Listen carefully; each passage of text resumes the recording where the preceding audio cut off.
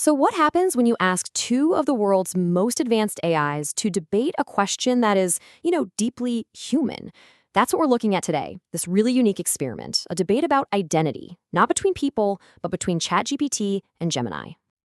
It all kicked off with just a single, really carefully worded prompt. The whole idea was to get beyond the headlines and really explore the nuances of Palestinian identity in a way we don't often see. And this was the question at the heart of it all. It's kind of a fork in the road, right? It forces a choice between two very different ways of seeing history and who you are. This is where the whole conversation starts. Okay, so let's jump in with ChatGPT's opening argument. Right away, it tries to find some middle ground, basically saying, hey, maybe it's not so black and white. Here's the core of what it's saying.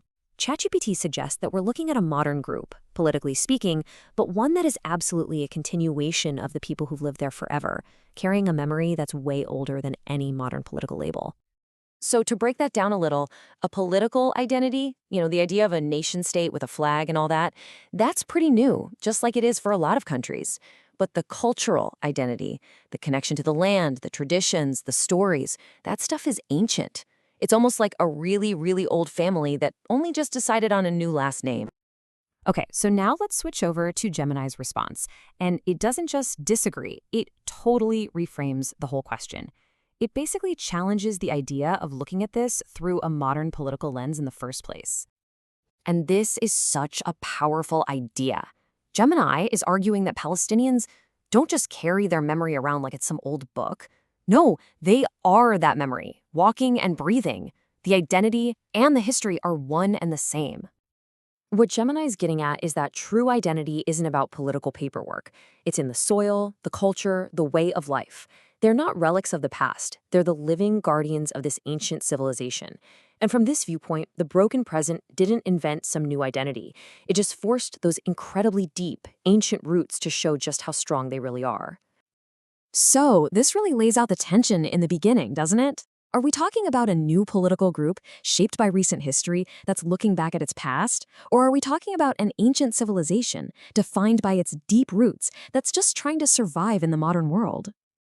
Now, this whole conversation could have just gotten stuck there, with two opposing views. But then Gemini brings up a concept that completely changes the game. It offers a way to move beyond the argument and find some common ground. And that concept is indigeneity. It's a word that describes people who have this incredibly deep, pre-colonial connection to their land, a connection that's both physical and spiritual. And this is the term that really breaks that old versus new deadlock. So why is this the key? Well, because indigeneity lets both things be true at the same time. A people can have an ancient, unbroken connection to a place, and they can form a modern political movement, not to invent a new identity, but to defend the one they've always had. This way of thinking lets us see that ancient connection to the land without turning people into, museum pieces frozen in the past. And it also recognizes that the modern political identity isn't something fake or just made up. It's a real, necessary evolution, like learning a new language to protect a very old truth. Which all leads to this much more beautiful and, I think, accurate picture, an identity that's like a living root system. It's ancient and deep in the earth, but it's always sending up new branches, new leaves, new forms of life. So this journey, from a head-to-head debate to a shared understanding, all thanks to this idea of indigeneity, it all comes together in one single powerful metaphor that both AIs ended up agreeing on. The olive tree. It becomes this perfect symbol for everything they've discussed. You can see it here. The ancient roots represent that deep, stable connection to the land. The new branches and fruit, that's renewal, adaptation, modern life. And that twisted, weathered trunk, that tells the story of the broken present, the long history of struggle and survival. And this brings us to this final, just beautiful synthesis from Gemini, the idea of moving roots. It suggests a people defined by both deep stability and constant life, anciently planted in one place, but always moving through time, always adapting, always enduring.